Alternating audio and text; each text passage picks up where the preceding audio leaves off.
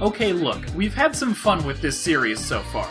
The Super Nintendo era was super great, the Game Boy Color era was as good as it could have been, and the PS1 era was almost great, but still really fun to pick on. But now, we're about to enter a new era. If you haven't noticed, this video is over 40 minutes long. I assure you that we have done everything in our power to keep that time as short as possible. But what you are about to watch is the video game equivalent of a Sisyphean task. For some of you, this will be the first time seeing the boulder being pushed up the hill. And for others, you will already have had the boulder roll back down over you. What we are going to do is defeat the boulder. Through overwhelming frustration and rage, we will push the boulder over the top of the hill, and hopefully it will crush whoever put it there on its way back down the other side. Also, the boulder is made of shit. So without further ado, here is the beginning of our 100% completion run.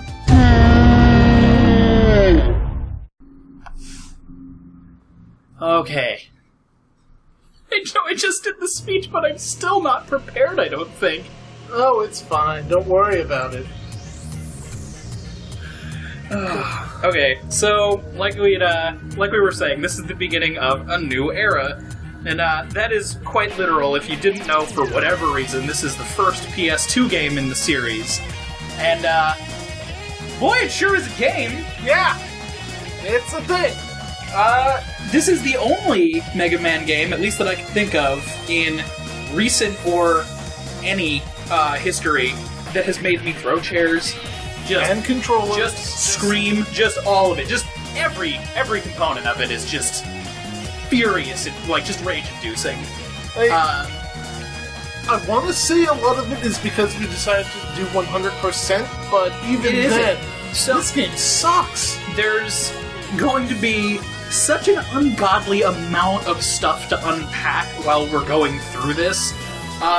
We want to kind of try to space it out episode by episode and picking on, like, one theme that's probably not going to stay constant. But just, like, I think the only safe spot is the music. Yeah. Every other component of this game... The animated cutscenes are... No, they're not. Because when you compare them to the other ones, they're just not. So, like, those ones, I guess, at least on a starter level, maybe. But it's just, there's something wrong with every part of it. And it's every part of it. Like, pretty soon we'll get to a menu. And I'll be able to explain that the menus aren't even fucking intuitive, which blows my mind, because they don't have to do anything new because it's a 3D game. It's just, all of it's wrong. So... Anyway, I'm going to do my best to stay on relevant topic. I'm always ready. God, I hate Axel's voice so much. You'll be saying that about all the voice acting. So, first things first is now we're getting into the story. None of this fucking matters. Yeah, none of this really matters. Like, something coming up is vaguely... Red Alert. Yeah, so Red Alert is a new faction that we're getting in this. And, it's weird talking about the plot, because one of the things that this game does that's not overly unusual, I think X8 does it too, but to a much less irritating degree, is between every level victory. So when you beat a boss, get the weapon, save, and continue, it gives you a cutscene explaining another chunk of the storyline. Right. Every time.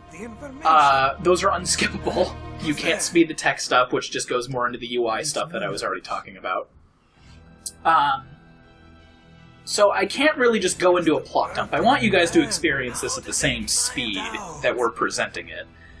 Just as best as possible. But immediately we're getting this.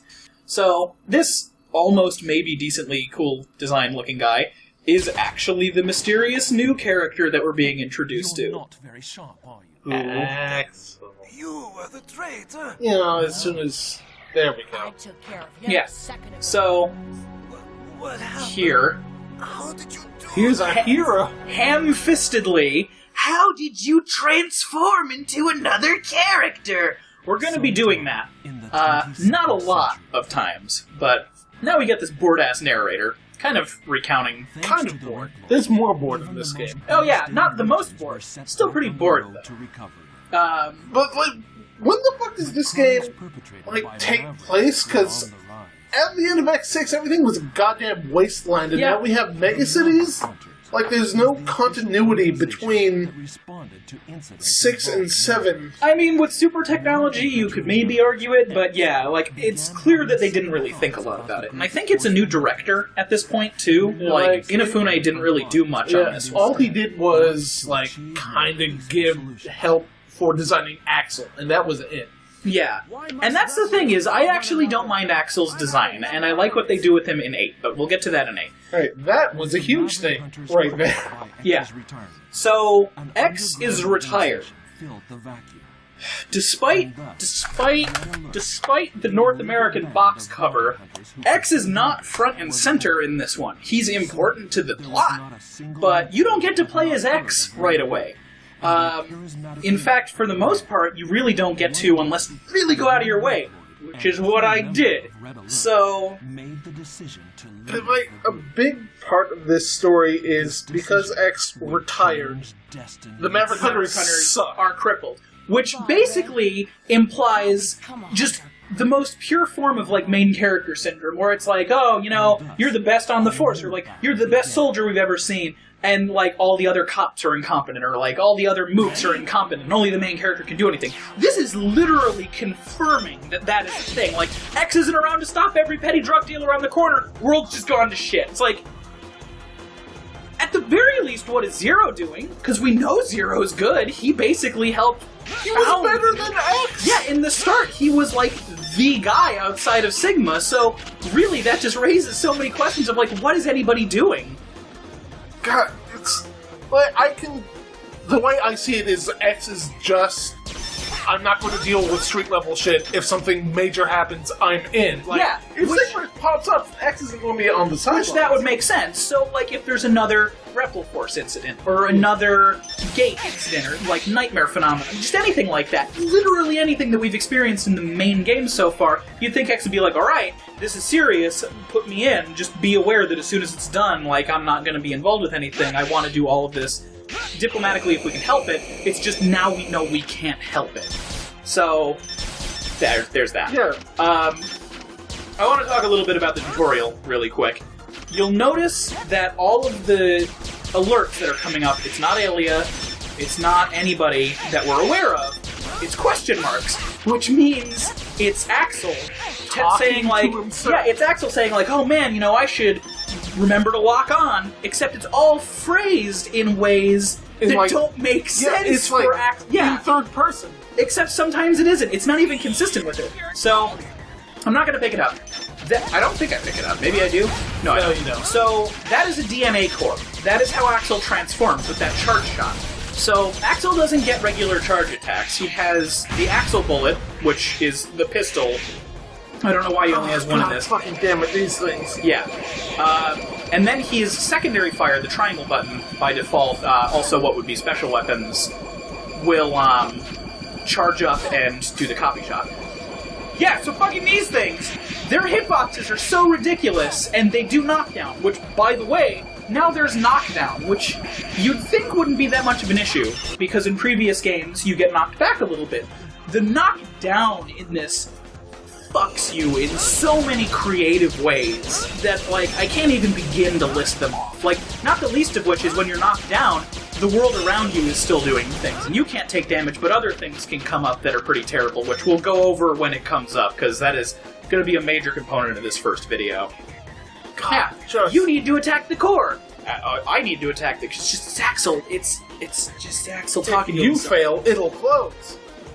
Yeah. Axel, it's okay to refer to yourself, buddy. Also, this is a thing that's happening. So, you can switch between targets, which means there's a lock-on system, which you would think would make sense in 3D. Like everything else, it is completely fucking broken. Like, for one thing, it isn't actually a lock-on, it's more of an aim assist. Right. So, for boss fights, if they're moving around really mobily, it just doesn't fucking do anything. Like, they will just straight out of the way. Yeah, there's no leading. The lock-on isn't strong. Just none of it is any good.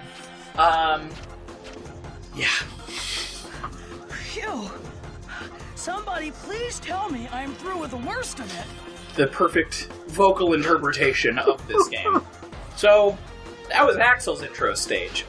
We are now about to be introduced to a second player. with, you know, that just Dramatic blazing. zoom. Whoa! So, now it's Zero.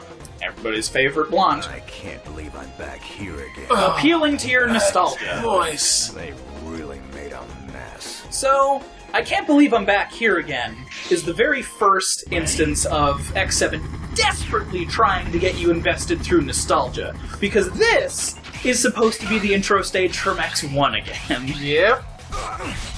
Complete with deer balls, complete with the B-bladers, it's supposed to be that. Pretty much, like, every enemy in this game is an X1 reference. Not 100%, but yeah, it's pretty close. And I get what they're going for, but when the game as a whole is so terrible, it just makes you even more angry at the whole situation. Yeah, so, it's like, for example, like right here, you're just fighting this B-blader, and you have to do this as Zero. Like, you can't switch. There's no way to play as another character here at all. And you can just sit underneath it and do this with no opposition. It doesn't move forward. It doesn't try anything. It just does it. What were you about to say? Also, you can stand right in between that geometry. The problem with relying heavily on nostalgia is if the player isn't happy, all you're doing is reminding them of a much better game they could be playing instead. Exactly. And this, like, just already the contrast between this and X1 is so staggering. Like, just warping in. Yeah, is- as opposed to walking in from the side or being airdropped, which is something that we already know that these models can do. It will do it in this fight. Like, they come out the normal way, just like they did in the first game. Well, this one I don't think will do it, but the other one totally did. You saw it, so you know what I'm talking about. like, that teleport thing is just going to be a constant thing throughout this game. Yeah, and okay, it did do that. It's not as much of a direct issue here, but coming up in all of these other stages, it absolutely will be, and we'll kind of cover that as it comes up, too. It's like, right here, like, right there, shit starts warping in. Yeah. That's the fucking draw distance. Yeah, that's just it trying desperately to save on machine resources. Which... It's basically just a glaring thing of like, this is our first 3D game, please everybody understand. Which, like, if it weren't so obvious, then maybe you could forgive it, but you can't, so it's whatever. And this fight, so I'm standing, you can see the model clipping through me. I cannot take damage there. Like, if I jump into it, I will, but you can just literally sit right there. It's the easiest one out of the three of them. And it's just... why? Like... this camera angle for platform. So, okay.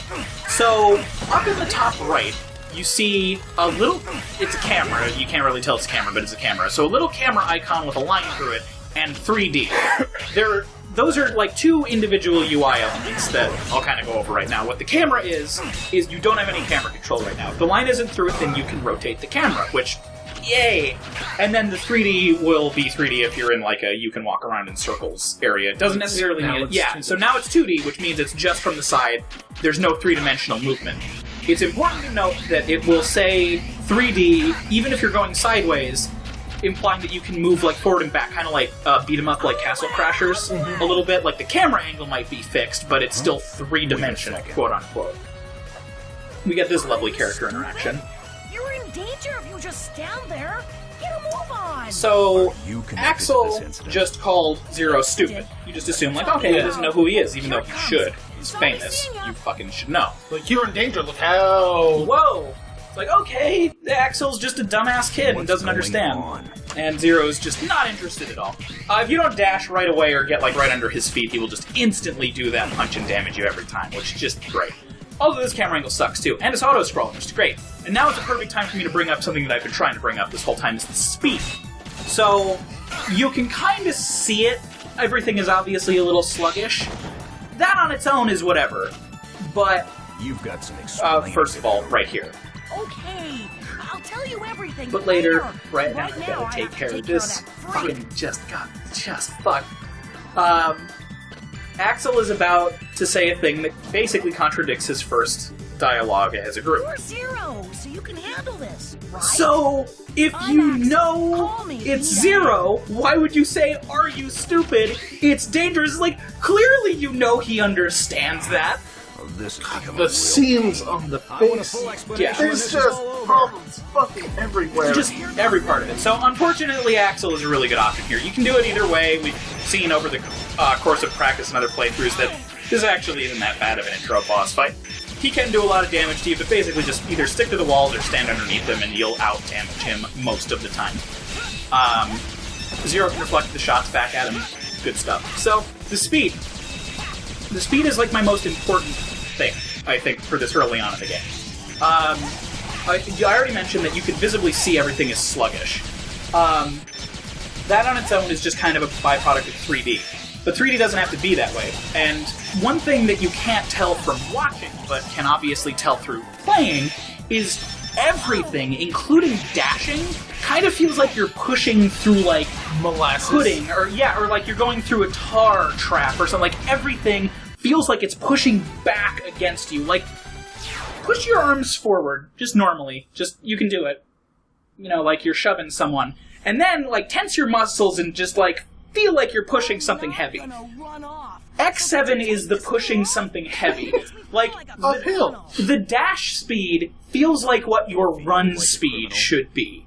And later on you can speed yourself up, but it still doesn't really feel like that much of an increase. So now this insufferable garbage is happening with Axel wearing just giant honeycombs on his wrists because, you know, those are good, respectable handcuffs. And it's all him trying to appeal to Zero and the Hunters. Like, I can help, which... I just like that, with the exception of Cygnus and maybe Aelia, no one fucking buys this shit. Yeah. Like, no one gives a single Which fuck. we'll see. And it really is just fantastic. So, we're in the Hunter base, in these lovely animated cutscenes. We have the most bored boss in existence, because Cygnus has just never sounded more enthusiastic.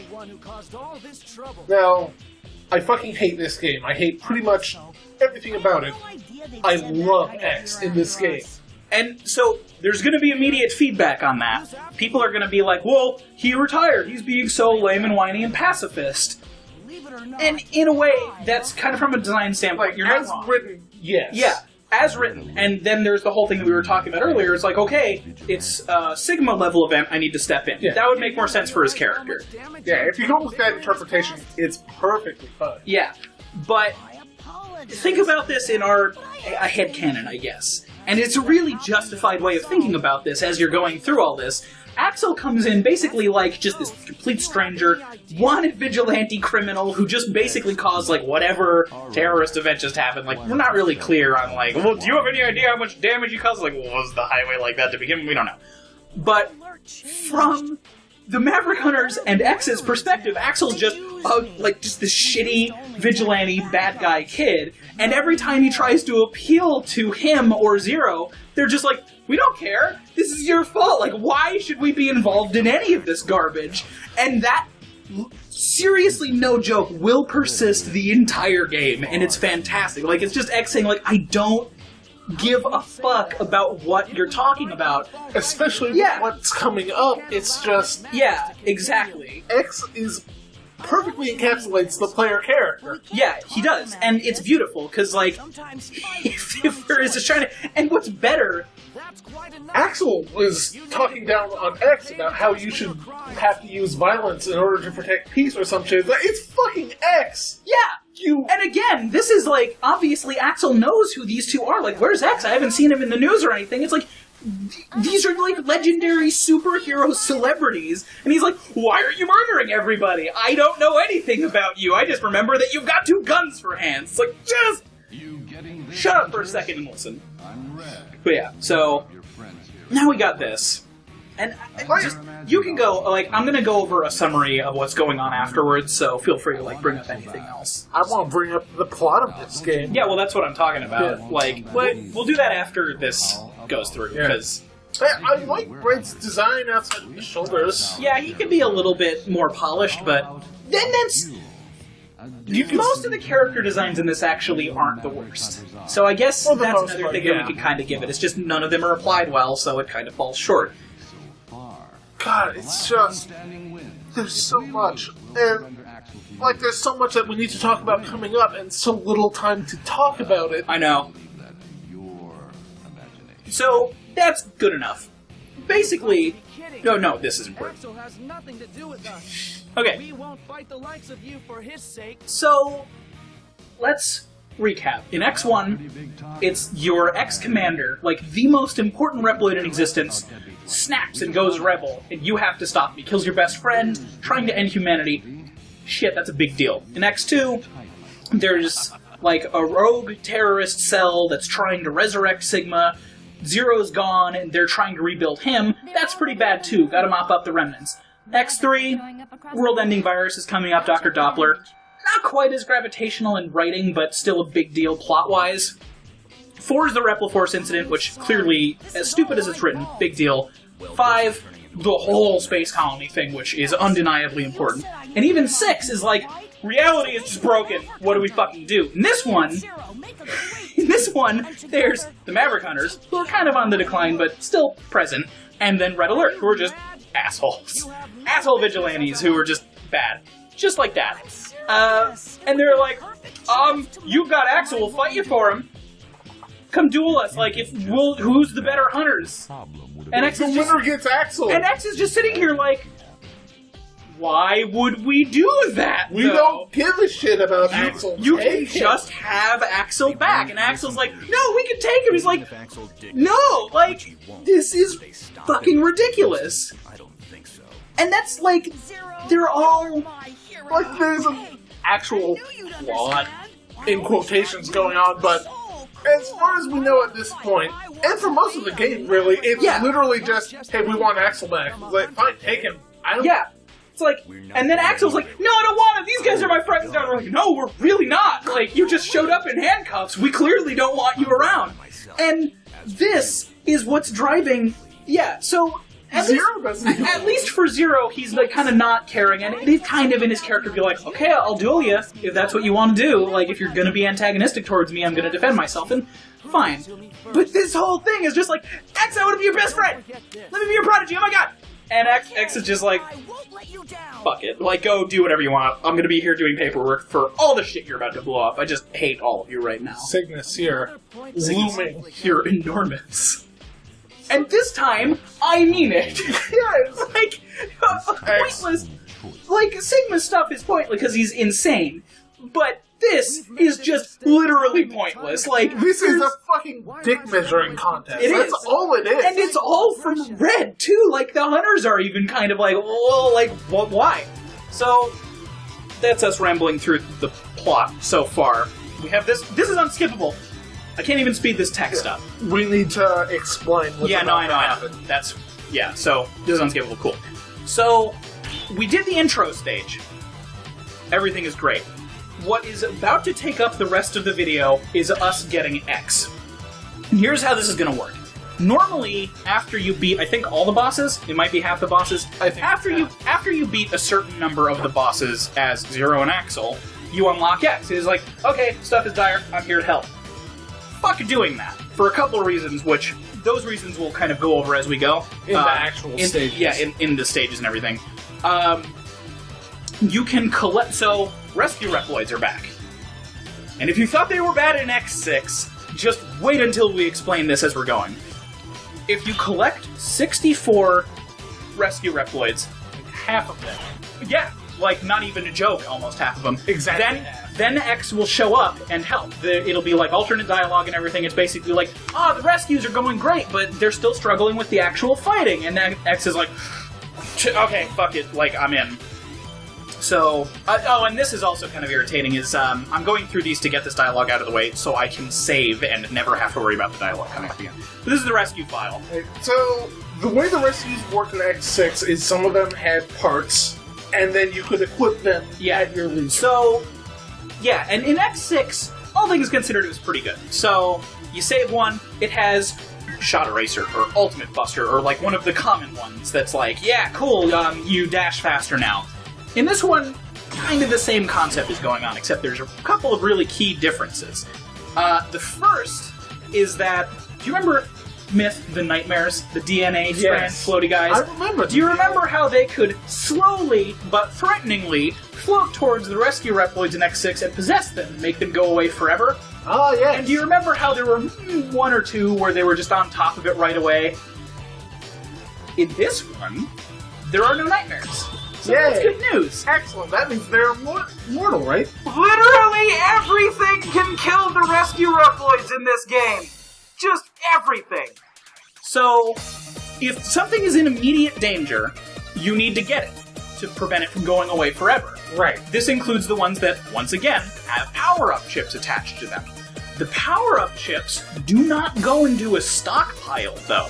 So while you are collecting 64 rescue Reploids to get X, you also need to go around the ones that you would want to power up X with, because at the end of a stage, whether or not you game over or beat the boss, you have to equip those power-up chips onto the characters on your team, and there is no way to undo that. So once you pick up a rescue Reploid that has an item, those are the characters that are getting that benefit, and nobody else can have it. So if you're trying to unlock X, in any sense of the gameplay, you have to, if you want to power him up, which you want to do because he's the best character in the game, and that's not even my bias, by the way, we'll get to that.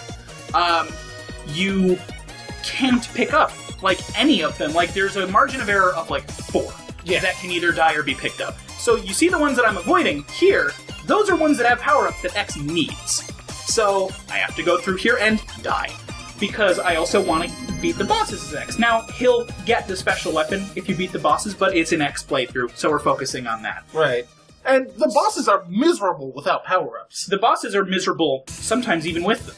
So, all of that. So what we have done here is we've collected just as many as possible. And 64, exactly. Yeah, 64 exactly, as many as possible stage-wise.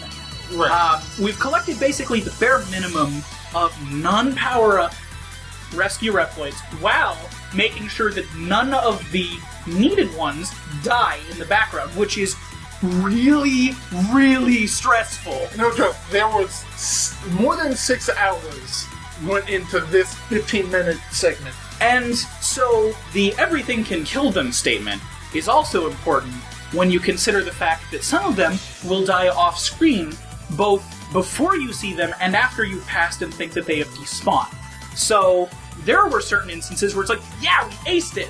We got to the end, and game over, and everything is great, and then it goes through that countdown, and one of them is dead. It's like, I literally didn't even see, not even like a foot on screen, or like a name tag in the distance, you just died somewhere without my knowledge at all, and it's just that.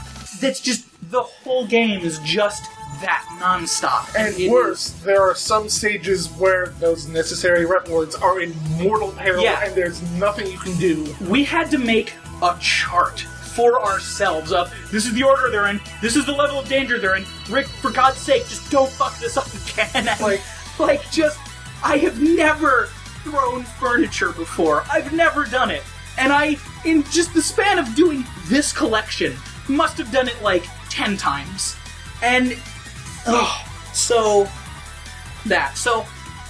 it's going... If you ever play this fucking game, grab these guys. Yeah, and don't be afraid to game over and restart. Like, I will even, if I die somewhere on screen, that's when you should probably do it too. Like, you can theoretically ace these levels, but there were so many instances where we tried doing that, and got to the end, and then one of those off-screen deaths happened without us knowing it, and you have to do the whole level over again. So instead, you can go through, like, the first half of the stage. Yeah, get up to a loading zone, then just kill yourself. Just game over, dump your lives out, and then save.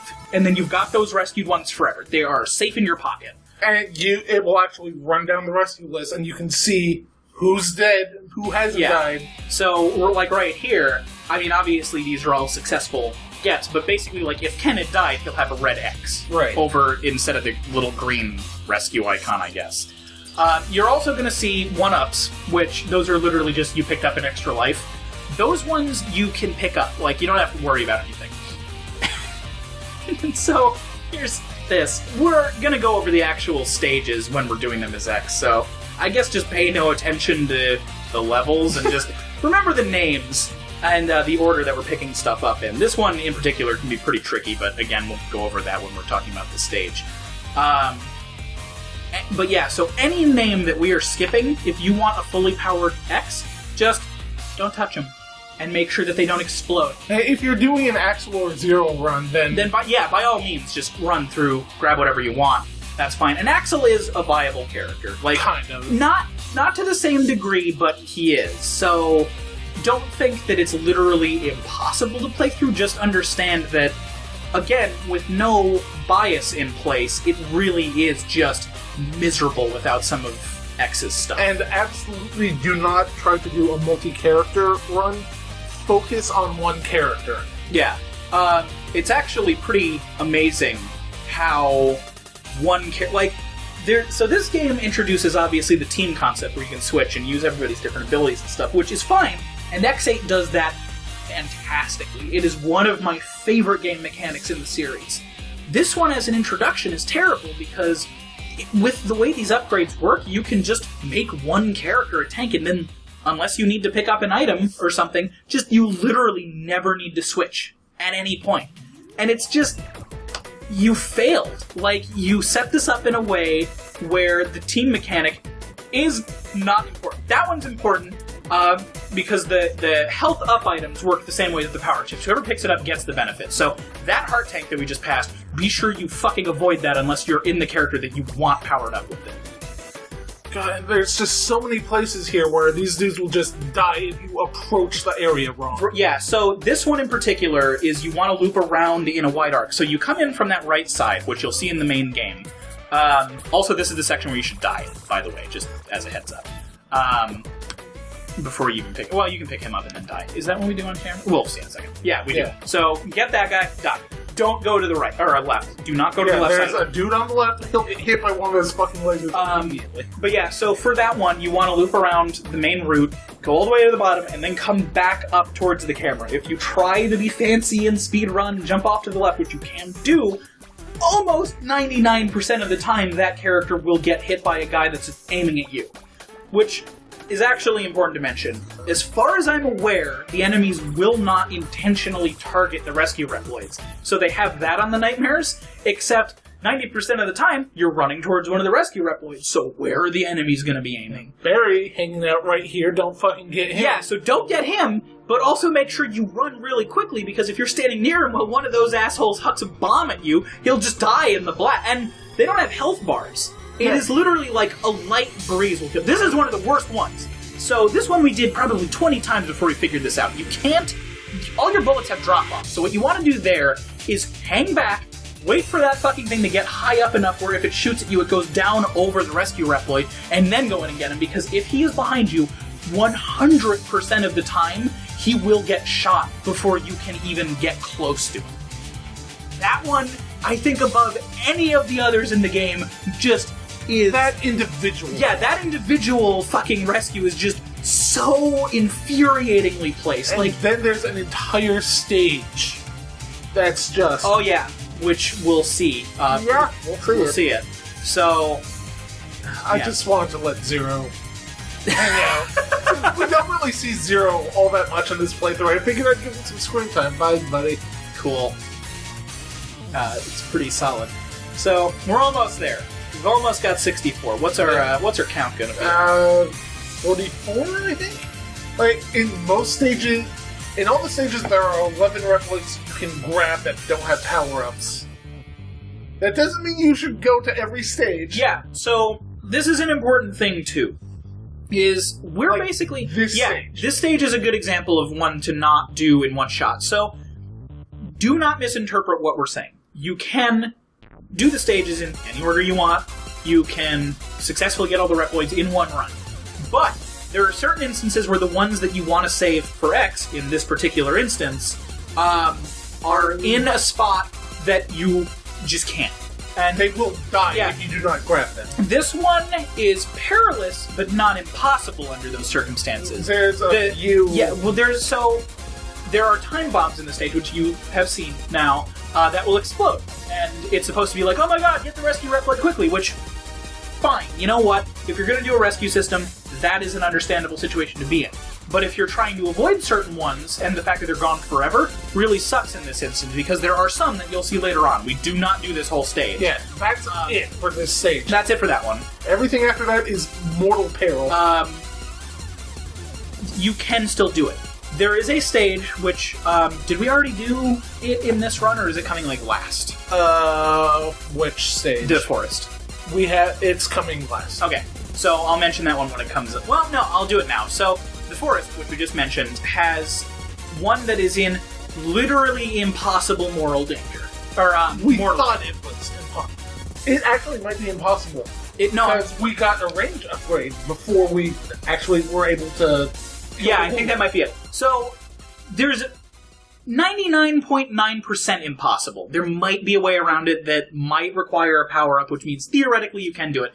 But basically, it is a situation where the rescue reploid is directly in danger of something that you basically cannot stop, so you either pick him up or he dies. There is no in-between on it, except for that 0.1%. There is maybe you can do it. We didn't think to check it. It doesn't really matter because this is how we did it, and this way it works. Like, the route that we are taking, obviously, is successful. The important thing when you're doing a run like this is to kind of keep a level head, know which ones you need to grab ahead of time, so have a chart open, have this LP open, whatever you want to do, and just know what you're doing. Yeah, like, know what's coming up, what's around those reploids. Yeah, because with a couple exceptions, once we had it down, this actually wasn't that hard. Again, there are exceptions. There are certain stages that are just infuriating, which I think are the ones that are going to be coming up. Honestly, the fire level isn't the worst stage in this game. Which is unbelievable, because the fire level has some of the most just enormous bullshit ones to get. Especially if you don't know, like, even if you just don't know what the stage mechanics are. Like, if you're skipping past the Alia alerts and you don't really understand what the time bombs are, you're fucked, and there's just nothing you can do about it. So, that was a long wait, but we got him, so it's okay. And again, in all of these instances, we're dying. We're not even going into the boss rooms to trigger dialogue, which in hindsight, we could have done that, but whatever. I think next is going to be the tower or the jungle? I think it's Jungle Tower Jungle. No, it's Tower Jungle Tower. Go back to this. Oh, yeah. Hey. Oh, well. So we're about to hit the two sort of like extra special situations. Eventually. Maybe. Yeah. Could have turned this up. Perfect. Yeah, so... Fuck this stage. Yeah, fuck this stage. So, it's very straightforward.